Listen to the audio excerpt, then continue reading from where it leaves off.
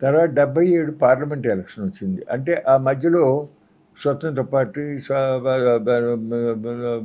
బిఎల్డీలో కలవటం, జనతా పార్టీ ఏర్పడటం, జనతా పార్టీలో కృష్ణా జిల్లా పార్టీకి నేను ప్రెసిడెంట్గా ఉండటం, తర్వాత జయప్రకాష్ నారాయణ మూమెంటు, ఢిల్లీలో పెద్ద ర్యాలీ జరిగింది, దానికి వెళ్ళాము, ఎమర్జెన్సీ.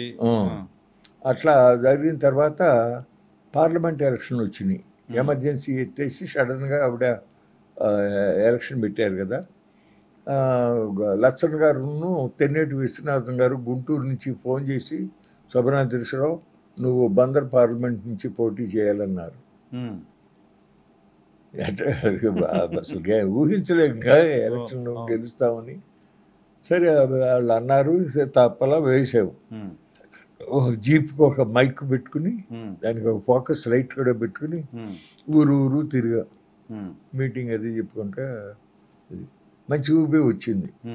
అంటే చదువుకుని ఉండటం, చిన్న వయసు అవటం, చక్కగా మాట్లాడగలగటం, ఇది కారణాల వల్ల మంచి ఊపి వచ్చింది.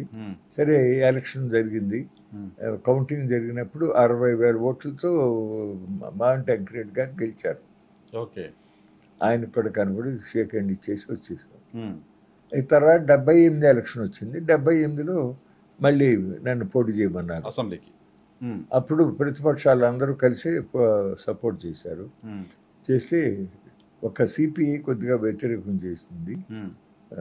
ఎందుకంటే అప్పుడు సమైక్యాంధ్ర ఉద్యమం జరిగింది, జయాంధ్ర ఉద్యమం. దాంట్లో నేను కొద్దిగా చదువుకుని ఉంటాం. అప్పుడు హైదరాబాద్లో అందరూ ఏరియా వాళ్ళని ద్వితీయ శ్రేణి పౌరులుగా చూస్తున్నారు, ఉద్యోగస్తుల్ని అది అని చెప్పి అన్నప్పుడు చిన్న బుక్లెట్ వేసి మాట్లాడటం, ప్రచారం చేయటం, అట్లా ఇదయ్యి వాళ్ళేమో పూర్తిగా సమైక్యతకి అనుకూలం, మేమేమో జయాంధ్ర వాళ్ళు వ్యతిరేకంగా, లోపాయకారికి వ్యతిరేకంగా వ్యవహరించారు. ఆ 78 ఎలక్షన్లో కాకాని వెంకటరత్నం గారు అబ్బాయి రామ్మోహన్ రావు గారి మీద గెలిచారు. 78లో ఫస్ట్.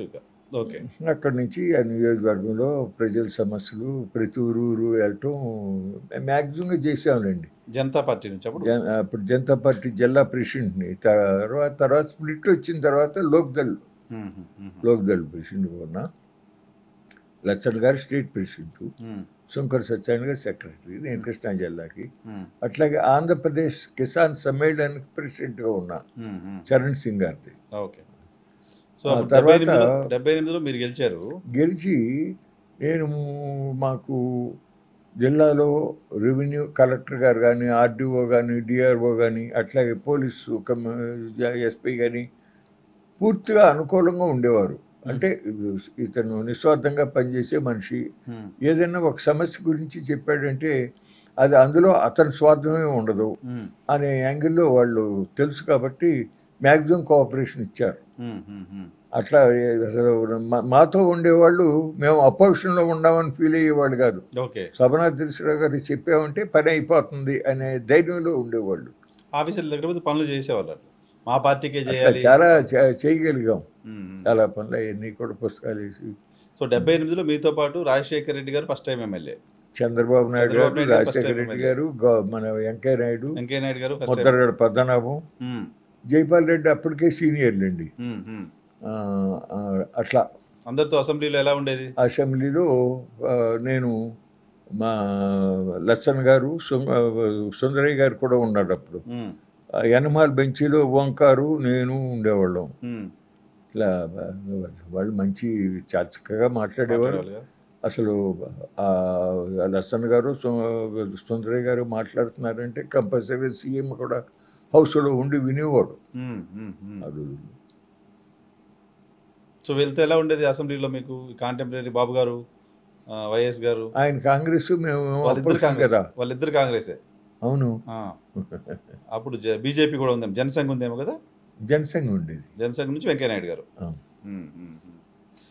వెంకయ్యనాయుడు కూడా జనతా పార్టీలో ఉన్నాడు.